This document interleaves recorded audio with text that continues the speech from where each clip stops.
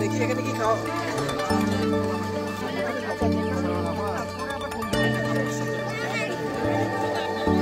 আমরা বাংলাদেশ জামাত ইসলামীর পক্ষ থেকে আপনাদের জন্য সকালে নাস্তা নিয়ে আসছি। আপনারা যারা এই এলাকায় ক্ষতিগ্রস্ত আছেন একটু লাইন দিয়ে দাঁড়ান। আমরা আপাতত অল্প কিছু নিয়ে আসছি, আরো আসতেছে।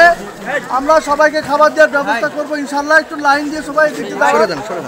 আমাদের বাংলাদেশ জামাত ইসলামীর কেন্দ্রীয় আমির গতকালকে আমাদের মাঝে আসছিলেন ডাক্তার শফিকুর রহমান। উনি আপনাদের জন্য বলে গিয়েছেন যে আপনাদের পুনর্বাসনের জন্য যতদূর আমাদের পক্ষে সহযোগিতা দরকার আমরা সহযোগিতা করবো ইনশাআল্লাহ। আল্লাহ আমাদেরকে বিভিন্নভাবে পরীক্ষা করবেন, এটা একটা পরীক্ষা আমাদের জন্য। এই পরীক্ষা আমাদেরকে ধৈর্য ধরতে হবে। এই পরীক্ষায় যারা ধৈর্য ধরতে পারবে তাদেরকে আল্লাহ পুরস্কৃত করবেন, আর আল্লাহ ধৈর্য দিনদের সাথে থাকবেন ইনশাআল্লাহ।